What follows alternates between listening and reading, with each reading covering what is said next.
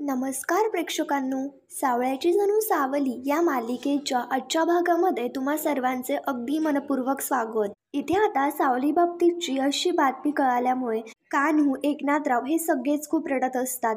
ते दोघी आता विठ्ठलाची सेवा करत विठ्ठलाच्या मूर्तीसमोर बसलेले असतात आणि फक्त सावलीसाठी प्रार्थना करत असतात। एकनाथराव रडतच इथे विठ्ठलाला सांगत असतात की विठ्ठला, तू काय खेळ मांडलायस रे हा? माझे ना हातपाय विचार करून सुद्धा गळायला झालेत आणि मी माझ्या सावलीला आता कुठं शोधू? कान्हू सुद्धा माजप करत सावलीच्या विचारांमध्ये खूप रडत असते। तेवढ्यात आता तिथे सखदेव सुद्धा आलेला असतो आणि सखदेव सुद्धा आता खूप शांत असतो। सखदेव आता त्यांच्या दोघांनाही सावरत म्हणत असतो की धीर नका सोडू, फक्त आपल्या विठ्ठलावरती विश्वास ठेवा। आता कान्हू रडतच सांगते, तो हाय म्हणून तर हे सगळं चाललंय ना, पण साऊचं काय? याच्यावरती आता सखदेव सांगत असतो, पण या सगळ्यामध्ये मला तुम्हाला एकट्याला सोडून जावं लागणार आहे। मला आता काहीही करून कामावरती जावं लागतंय।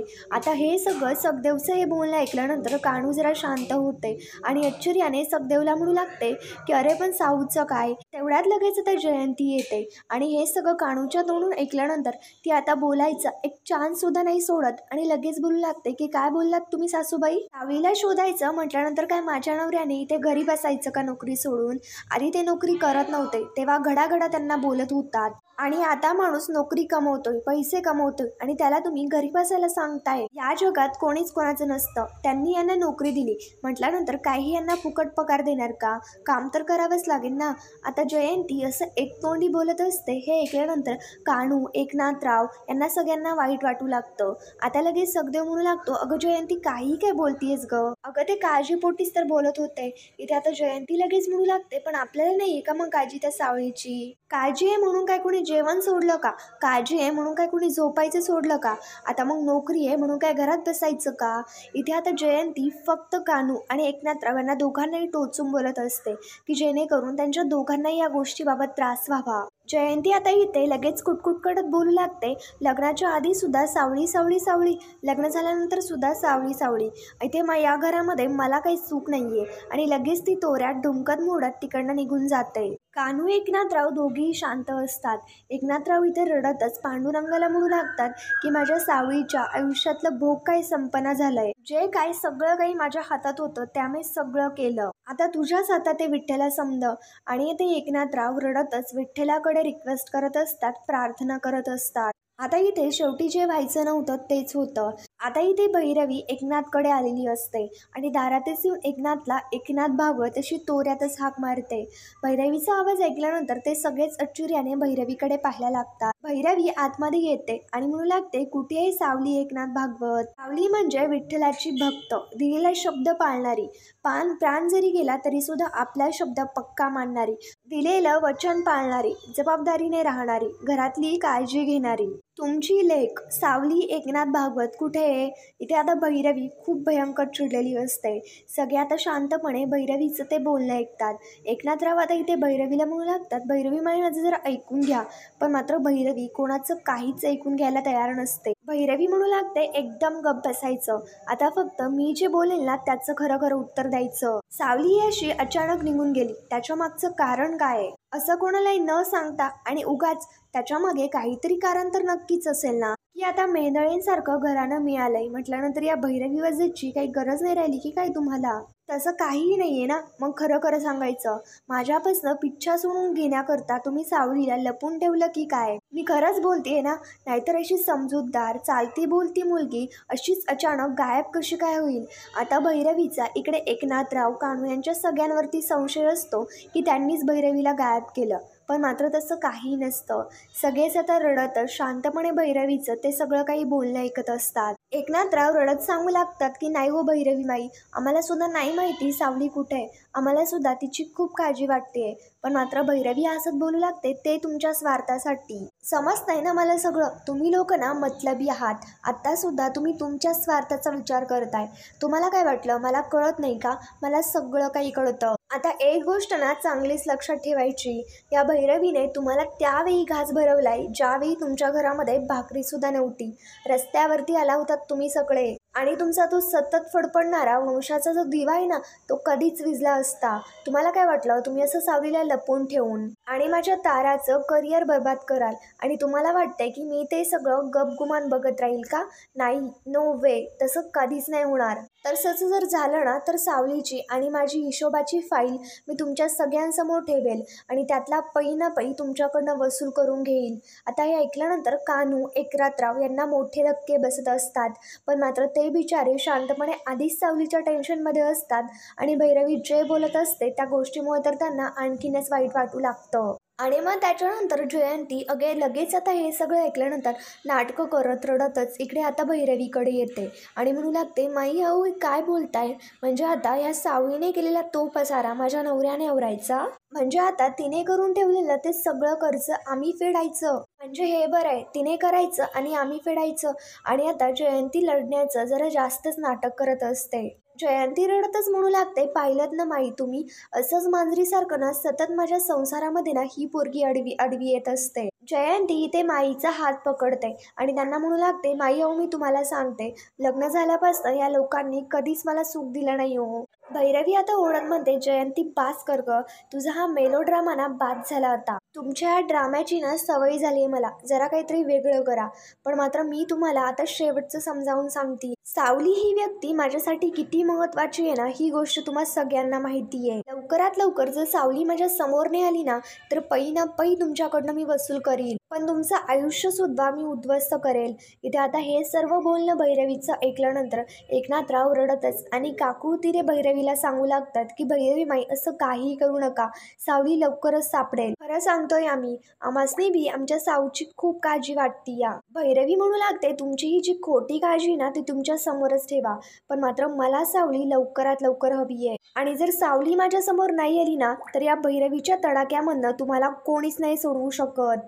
कोणीच म्हणजे कोणीच नाही सोडवू शकत. आणि मग त्याच्यानंतर भैरवी लगेच पदर झटकतच तिकडनं लगेच दोऱ्यात निघून जाते. पण मात्र भैरवीच्या या बोलण्यामुळे घरचे सगळेच पूर्ण हादरून गेलेले असतात. त्याच्यानंतर आता इकडे दुसरीकडे नील त्याचं काम करत असतो. त्याच्या हातामध्ये एक फाईल असते, त्या फाईलमधनं एक कागद पडतो आणि तो ऐश्वर्याचा असतो. आता मग त्याच्यानंतर नील तो कागद ओपन करू लागतो, पण मात्र तेवढ्यात लगेच त्याच्या मोबाईलवरती फोन वाजतो आणि नीलचं त्या कागदावरचं लक्ष डायव्हर्ट होतं आणि फोनकडे लक्ष जातं. त्या फाईलमध्ये इथे सावलीने लिहून ठेवलेला सारंगसाठी जातानाचा कागद असतो. नील फोनवरती बोलतच असतो, पण मात्र तेवढ्यात लगेच तिकडनं ऐश्वर्या सुद्धा येते. त्याच्यानंतर नील इकडे सारंगकडे निघालेला असतो. ऐश्वर्या नीलला थांबवते आणि त्याला विचारते, कुठे चाललायस? नील सांगतो की या पेपर्सवरती सारंगच्या सह्या हव्या होत्या आणि त्याच सह्या घेण्यासाठी मी त्याच्याकडे चाललोय. ऐश्वर्या आता म्हणू लागते, त्याचा फोकस आहे का कामावरती? तो त्याच्या सॅड झोनमध्ये आणि तो काय काम करणार? नील सांगू लागतो, ऐश्वर्या ते सगळं मला माहिती आहे, पण मात्र हे पेपर सगळे ऑफिशियल आहेत आणि हे जर अर्जंट आहे ना म्हणूनच मी त्याच्याकडे चाललोय. मग आता त्याच्यानंतर ऐश्वर्या म्हणू लागते, हो जा. आणि तसंही मॉमने उद्या अस्मी आणि सारंग यांच्या दोघांच्याही लग्नाची सुपारी फोडायची ठरवली आहे. आता हे ऐकल्यानंतर नीलला थोडासा जरा शॉकच बसतो. ऐश्वर्या सांगू लागते, जे काही काम असेल ना ते आजच करून घे, कारण उद्यापासून सारंग कोणतंही काम करण्याच्या कॅपॅसिटीमध्ये अजिबात नसणार आहे, त्याच्यामुळे जा तू. नील शांतपणे ऐश्वर्याची ही बकबक ऐकतो आणि लगेच आता तिकडनं निघून जातो. आता त्या फाईलमध्ये सावलीने लिहिलेला कागद सुद्धा गेलेला असतो, पण मात्र आता दुर्दैव म्हणजे नेमकं पुढे काय होतंय. त्याच्यानंतर आता इकडे दुसरीकडे सावली आणि ते दोन्ही जोडपं हे तिघेही जेवायला बसलेले असतात. आता इथे जना सावलीला शांतपणे म्हणू लागते की पोरी, मला जेवढं कळतंय ना तेवढी तुझ्या वाट्याची भाकर विठ्ठलाने माझ्या झोपडीत लिहिली या. किती दिवस काय नाही माहिती, ते मला जाणून सुद्धा नाही घ्यायचं आणि तुझी ही जी काय कहाणी आहे ना ती आम्हाला सांगितली नाही तरी सुद्धा चालेल. जना इकडे सावलीला म्हणत असते, पण मी तुला एक गोष्ट मात्र नक्कीच सांगू इच्छिते की तुझ्या चेहऱ्यावरती ना एक तेज आहे, असं वाटतं की तुझ्या विठ्ठलाची सावलीचे जणू. मग त्याच्यानंतर सावली लगेच त्यांच्याकडे आश्चर्याने पाहते. पण मग आता त्याच्यानंतर जना सांगत असते, तू असं वाटतं की विठ्ठलाने तुझ्या गळामध्ये काहीतरी सूर दिलाय.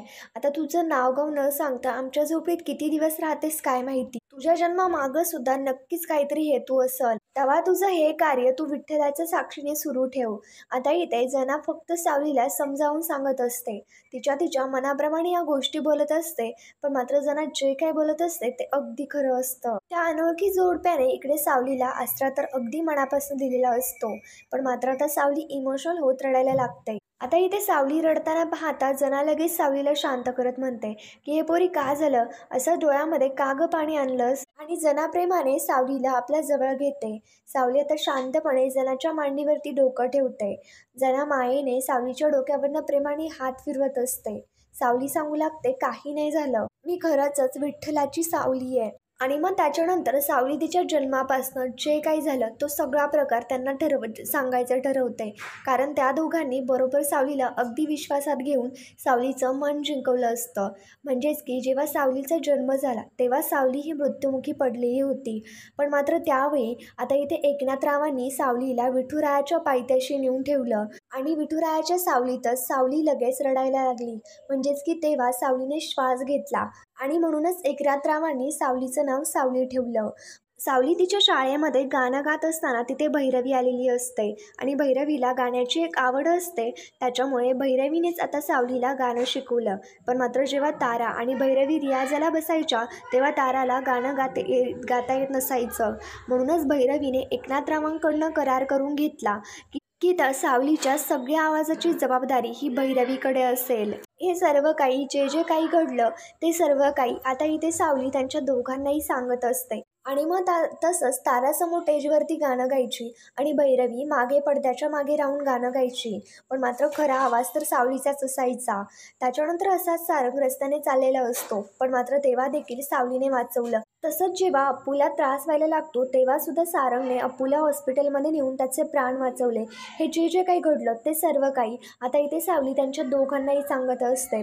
आणि ते दोघेही आश्चर्याने आणि शांतपणे सावलीचं ते सगळं बोलणं ऐकत असतात. तसंच त्याच गडबडीमध्ये सारंग आणि सावली यांच्या दोघांचंही लग्न झालं. सारंग इथे सावलीला घरी घेऊन आला, पण मात्र तिलोत्तमाला भयंकर मोठा धक्का बसला की सावलीचा कलर हा सावळा होता. तिलोत्तमाने त्यावेळी घरामध्ये खूप गोंधळ घातला. सावली कशा पद्धतीने सारंग बरोबर राहिली, त्यांच्या दोघांची कशा पद्धतीने मैत्री झाली आणि मग त्याच्यानंतर सावली आता तशीच चिठ्ठी ठेवून कशी आता घर सोडून निघून आली. आणि त्याच वेळी सावलीचा ॲक्सिडेंट काय होतो. सावलीचा जन्म झाल्यापासून ते सावलीचा आत्तापर्यंतचा सर्व काही प्रवास, सावली आता जे काही या प्रवासामध्ये घडलं ते सगळं काही त्यांच्या दोघांनाही अगदी विश्वासाने सांगते. आता इथे आता त्या जोडपे सगळं शांतपणे ऐकल्यानंतर ते आता काका म्हणू लागतात. वाटलंच होतं पोरी की नावाप्रमाणे अगदी सावलीसारखी पर्वतासारखी मोठी आहेस बघ तू. हे सर्व काही तुझ्या भोग वाटायला आलेत आणि त्याच हिमतीप्रमाणे तू या भोगांबरोबर लढतीयेस. हे सगळं बघून मला तुझा खरंच खूप अभिमान वाटतोय. तुला जर माघारी जायचं असेल तर ठीक आहे, पण मात्र जर तुला कुशाल आमच्याबरोबर राहायचं असेल ना तरी सुद्धा तू बिंदास्त राहा. आता इथे त्याच्यानंतर त्यांना सुद्धा म्हणू लागते की वैपोरी ते अगदी बरोबर बोलतात. पण मात्र सावली रडतच सांगत असते की इथे माझ्या कुटुंबामध्ये माझा जीव अडकलाय. माझे आई बाबा, माझे दादा वहिनी, माझा अप्पू यांना सगळ्यांनाच माझी खूप आठवण येत असेल. मला त्यांना भेटायचंय आणि मला कळत नाहीये की मी काय करू. इथे आता जना शांतपणे सांगते की तू विठ्ठलाचं नाव घे, तोच काही ती वाट दाखवल. त्या विठ्ठलाची सावलीस आहे ना तू. जिथे जिथे विठ्ठल तिथे तिथे त्याची सावली. आणि सावलीसाठी ही गोष्ट काही सोपी नसते शरीरापासून लांब राहणं. आता मला एक तुझी कहाणी ऐकल्यानंतर असं वाटतंय की तुझं आयुष्य तुझ्यापेक्षा नियतीच्या हातामध्ये जास्त आहे. तुझ्या हातामध्ये नाहीये तुझं आयुष्य. तेव्हा तू ना कसलीच काळजी करू नको. जना आता बरोबर विश्वासात घेत आणि सावलीला सावरत सांगत असते, तू सगळं काही फक्त विठ्ठलावरती सोड. अगं अख्ख्या जगाचा घोर फक्त त्याला असतोय. तू कशाला काळजी करतीयेस. आणि तसं बी जर तुला माघारी जायचं असेल ना, तो काय बी करून तुला तुझ्या घरी माघारी धाडलच. कारण तुझ्या नवऱ्याच्या आयुष्यातली असलेली तुझी भूमिका अजून काही संपलेली नाहीये. आणि त्याच्यानंतर आता हे ऐकल्यानंतर सावली सुद्धा शांत झालेली असते. इकडे दुसरीकडे नील इकडे सारंगच्या रूममध्ये आलेला असतो, पण मात्र सारंग विचारांमध्येच असतो. नील आता पेपर्स दाखवत सारंगला म्हणतो की सारंग तुझ्या या पेपर्सवरती सह्या हव्या होत्या. सारंग लगेच गडबडीत ते पेपर्स आपल्या हातामध्ये घेतो आणि मग आता त्याच्यानंतर सारंग ते पेपर ओपन करायला लागतो. तो कागद सारंगच्या समोर येणार पण नील बोलू लागतो की सारंग अरे तू सगळं सावकाश कर. एक भाऊ म्हणून तुला मी सल्ला देऊ का. सावली आणि अस्मी यांच्या दोघांमध्येही बरोबर कोण चूक कोण हे एवढ्या लवकर आणि सहज कळणारं नाहीये. सावली इथे नाहीये आणि अस्मीने सर्व काही सत्य सर्वांसमोर तुला सांगितलंय. एक लवकरात लवकर निर्णय घे आणि जेवढं होईल ना तेवढं या लवकरात लवकर सगळ्या गोंधळातून बाहेर पड. कारण ही जी मधली कन्फ्युजन स्टेज जी असते ना ती फार घातक असते. तू आईला ओळखतोस, तिला तिच्या मुलांचं वाईट झालेलं कधीही आवडणार नाहीये. मॉमनी 2 दिवसाचा वेळ तुला दिलाय, म्हणजेच की नक्की तिने काहीतरी ठरवलं असणार आहे. सारंगला सुद्धा नीलचं हे सर्व काही बोलणं पटत असतं आणि सारंग म्हणू लागतो, तू जे काय बोलतोय ना ते मला पटतंय. आईला माझी काळजी वाटते. आईला असं वाटतं की माझं आयुष्य स्टेबल व्हावं, माझ्या आयुष्यामध्ये स्थिरता व्हावी. पण मात्र एक गोष्ट, मला त्या व्यक्तीबरोबर लग्न करण्याची इच्छा नसताना सुद्धा मी त्या व्यक्तीबरोबर लग्न करायचं का? त्याचा परिणाम काय होईल कळतंय का? आयुष्यभर काय किंमत चुकवावी लागेल ही गोष्ट लक्षात येते का? मग आता नील सांगू लागतो, बरोबर आहे. आणि आईला हे सुद्धा माहिती आहे की तू आता तुझ्या आयुष्यामध्ये कन्फ्यूज आहे आणि तू निर्णय नाही घेऊ शकत. तुझ्या वतीने ती निर्णय घेते. सारंग लवकरात लवकर मूव्ह ऑन हो.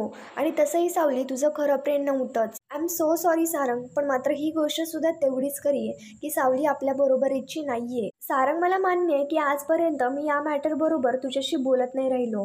काय चूक काय बरोबर हेच फक्त पाहत राहिलो. पण सत्य काय असत्य काय हे न समजण्या इतपत तरी मी मूर्ख नाहीये. पण मात्र सारंग, जे वास्तव आहे ना ते स्वीकार.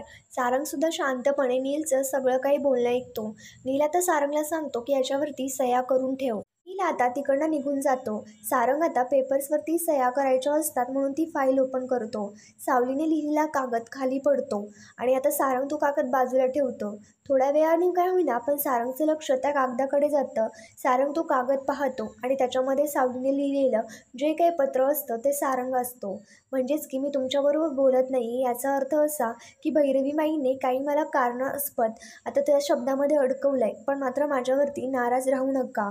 आणि मी सारंग सर, तुम्हाला मी नकोय ना, म्हणूनच मी निघून जातीये. काळजी घ्या सारंग सर, असं त्या पत्रामध्ये लिहिलेलं असतं. आणि हे वाचल्यानंतर सारंगच्या पायाखालची तर जमीनच सरकते. मग आता मित्रांनो, नेमकं पुढे काय होणार हे आपल्याला कळणारच आहे. सारंग सावलीला घरी परत आणू शकेल का?